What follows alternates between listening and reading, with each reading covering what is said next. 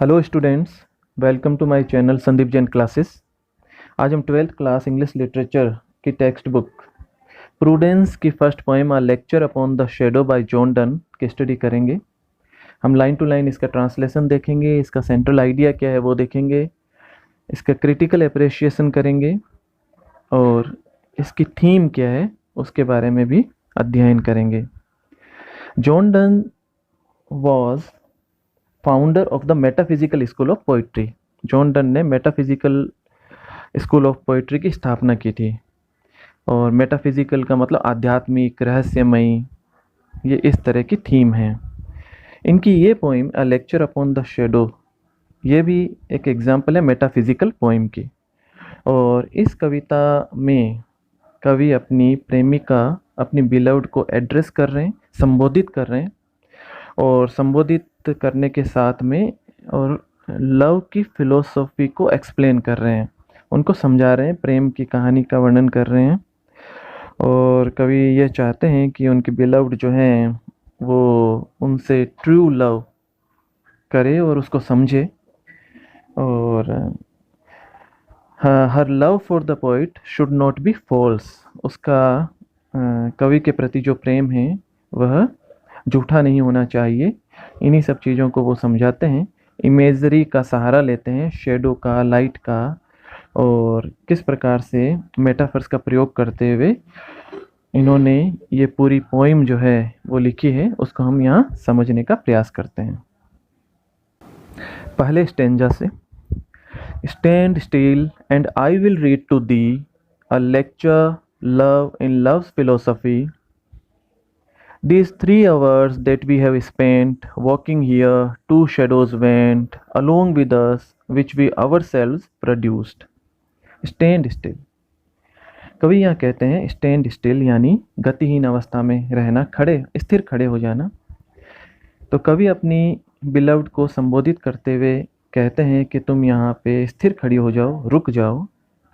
And I will read to thee, और मैं तुम्हारे लिए पढ़ूंगा। यहाँ पढ़ूंगा मतलब यहाँ पे है मैं तुम्हें बताऊंगा, कहूँगा। क्या कहूँगा? अ लेक्चर, मैं तुम्हें एक व्याख्यान दूंगा। किसके ऊपर व्याख्यान दूंगा? Love in love's philosophy. मैं प्रेम के ऊपर एक व्याख्यान देना चाहता हूँ और प्रेम की फिलोसफी पर, प्रेम के दार्शनिकता के ऊपर एक व्याख्यान देना चाहता हूँ। तो यहाँ कवि ने अपनी प्रेमिका से खड़े होने के लिए कहा और कहा कि मैं प्रेम के ऊपर तुम्हें कुछ कहना चाहता हूँ। These 3 hours that we have spent walking here, कवि कहता है कि ये 3 घंटे हो गए हैं हमें लगातार वॉक करते हुए, घूमते हुए, चलते हुए, और हमने अपने पिछले 3 घंटे जो हैं वो लगातार चलते हुए बिताए हैं, घूमते हुए बिताए हैं। 2 shadows went along with us, और इस दौरान 2 परछाइयाँ भी हमारे साथ साथ चली हैं, हमारी 2 परछाइयाँ हमारे साथ चली हैं। which we ourselves produced, जो हमने स्वयं ने उत्पन्न की। तो यहाँ पे परछाई जो है और हमने उनको प्रोड्यूस किया है, एक इमेजरी को यहाँ लेखक ने काम में लिया है। और शेडो जो है वो प्रतीक है दोनों के मध्य के मतभेद, डिफरेंसेस की। तो यहाँ कवि ने डिफरेंसेस को बताते हुए कहा है कि हमारे बीच में कुछ डिफरेंसेस हैं और ये डिफरेंसेस हमने स्वयं ने पैदा किए हैं। ये डिफरेंसेस ईगो के कारण हो सकती है, फॉल्सहुड के कारण हो सकती है, दिखावे के कारण हो सकती है, डिस्गाइजेस के कारण हो सकती है। तो यहाँ से शुरू करते हुए आगे कवि कहते हैं, but now the sun is just above our head, we do those shadows tread, and to brave clearness all things are reduced. कवि कहते हैं बट नाउ, लेकिन अब, the sun is just above our head, सूर्य जो है वो हमारे बिल्कुल सर पर है, नून का टाइम हो गया है, मध्याह्न का समय हो गया है। और we do those shadows tread, अब हम उन परछाइयों पर चल रहे हैं और उनको हम कुचल रहे हैं। जब मध्याह्न का समय होता है और सूर्य बिल्कुल सर पर होता है तो परछाइयाँ बिल्कुल सीमित हो जाती है, समाप्त प्राय हो जाती है। तो इस समय जो परछाइयाँ हैं वो बिल्कुल पैरों के नीचे आ गई, इसलिए लेखक ने कहा हम उन्हें कुचल रहे हैं। तो यहाँ इमेजरी वो ये है कि कवि कहते हैं कि अब हमारे बीच के जो मतभेद हैं, हमारी दूरियां हैं, डिस्गाइजेज हैं, और वो सब अब समाप्त हो गई हैं, ख़त्म सी हो गई हैं, उनको हमने कुचल दिया है। और हम हमारा जो दोहरापन था प्रेम का, वो यहाँ समाप्त हो गया है।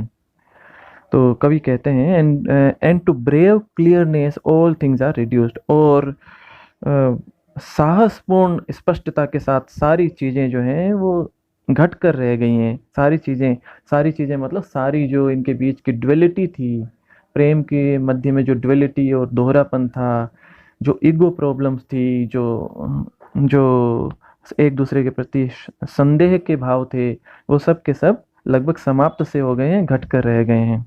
So whilst our infant loves did grow, disguises did, and shadows flow from us and our cares, but now it is not so, that love has not attained the highest degree, which is still diligent lest others see.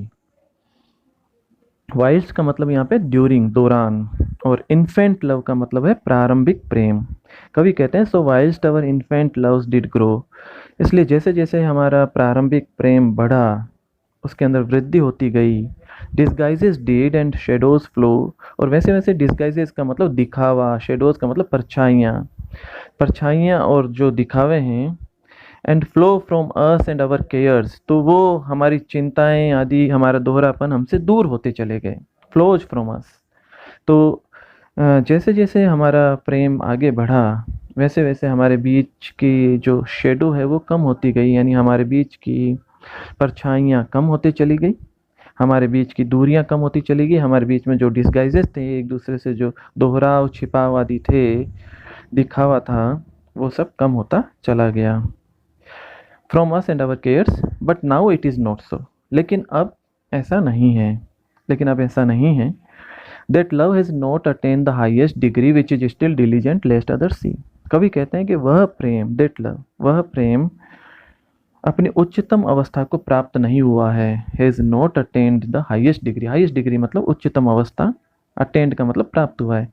वह प्रेम अपनी उच्चतम अवस्था को प्राप्त नहीं हुआ है। कौन सा प्रेम? Which is still diligent lest other see, जो अभी भी इस बात के लिए परिश्रम करता है, डिलीजेंट है, परिश्रम कर रहा है कि कहीं दूसरों को पता न चल जाए। तो यहाँ जॉन डन के अनुसार कि वह प्रेम अभी भी अपनी हाईएस्ट डिग्री को प्राप्त नहीं कर पाया, जो अभी भी यह परिश्रम करता रहता है कि कहीं दूसरों को इस प्रेम के बारे में पता न चल जाए। नेक्स्ट स्टेंजा देखते हैं।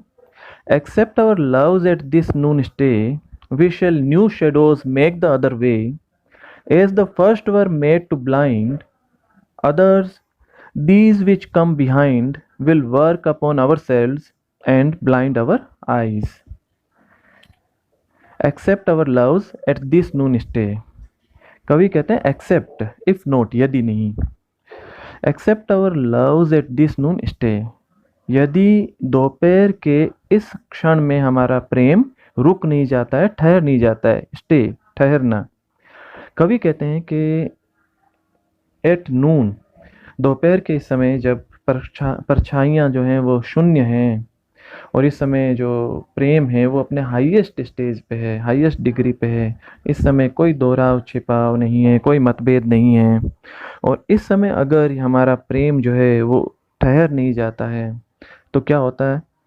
We shall new shadows make the other way, हम दूसरी दिशाओं में, विपरीत दिशाओं में नई परछाइयाँ बनानी शुरू कर देंगे, यानी प्रेम में अब घटाव होना शुरू हो जाएगा, नई परछाइयाँ बनी शुरू हो जाएगी, नए जो है संदेह, दोहराव, छिपाव शुरू हो जाएंगे। As the first were made to blind others, कवि कहते हैं कि नून से पहले की जो परछाइयाँ थी, वो पहली जो परछाइयाँ थी were made to blind others, वो दूसरों को दिग्भ्रमित करने के लिए बनी हुई थी। जिस प्रकार पहले वाली जो परछाइयाँ थी वो तो दूसरों को दिग्भ्रमित करने के लिए, दूसरों को ब्लाइंड करने के लिए, कि उनको हमारे बीच का जो ट्रू लव है वो नज़र न आए, उसके लिए थी। These which come behind will work upon our self, अब वो जो नून के बाद की जो परछाइयाँ हैं जो बढ़ती चली जाएंगी, ये परछाइयाँ जो हैं वो अब हमारे ऊपर काम करेगी, वो परछाइयाँ जो हमारे पीछे बनने वाली हैं वो हमें अब दिग्भ्रमित करेगी। एंड ब्लाइंड अवर आइज, वो अब हमें अंधा कर देगी, हमारी आंखों को अंधा कर देगी। मतलब नून से पहले की परछाइयाँ जो थी वो दूसरों को दिग्भ्रमित करने के लिए थी, और नून के पश्चात की परछाइयाँ अब हमें ही आपस में एक दूसरे के प्रति दिग्भ्रमित कर देंगी। नेक्स्ट देखिए, If our loves faint and westwardly decline, to me thou falsely thine, and I to thee mine actions shall disguise. The morning shadows were away, but these grow longer all the day. But oh, love's day is short if love decay. कवि कहते हैं if our loves फेंट, अगर हमारा प्रेम कमजोर पड़ जाता है। फेंट, फेंट का मतलब कमजोर पड़ना, वीक हो जाना। अगर हमारा प्रेम कमजोर पड़ जाता है, एंड वेस्टवर्डली डिक्लाइन, और वेस्ट की तरफ डिक्लाइन हो जाता है, अस्त हो जाता है। वेस्टवर्डली का मतलब ऐसे होता है toward the decline of youth, युवावस्था के कमजोर होने के साथ साथ ये कमजोर पड़ जाना। ठीक है, जिस प्रकार से सूर्य जो है वो दोपहर के पश्चात वेस्टवर्डली डिक्लाइन होना शुरू हो जाता है, पश्चिम की तरफ अस्त होना शुरू हो जाता है, और उस समय प्रकाश की मात्रा धीरे धीरे कम होनी शुरू हो जाती है, अंधकार और परछाइयाँ बढ़ने लग जाती हैं। तो कवि कहते हैं कि अगर हमारा प्रेम कमजोर पड़ता है तो ये वेस्टवर्डली डिक्लाइन होना शुरू हो जाएगा। टू मी दाऊ फाल्सली दाइन, और इसके बाद में मेरे लिए तुम फॉल्सली दाइन, यानी यहाँ दाऊ का मतलब यू और दाइन का मतलब होता है योर्स। तो मेरे प्रति तुम फॉल्सली दाइन हो जाओगी, कहने का मतलब है झूठा व्यवहार प्रदर्शित करोगी। तुम अब मेरे प्रति सच्ची नहीं रह जाओगी अगर हमारा प्रेम वेस्टवर्डली डिक्लाइन होता है तो।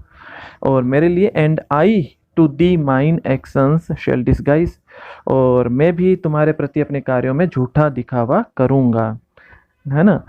दी का मतलब होता है यू, तुम।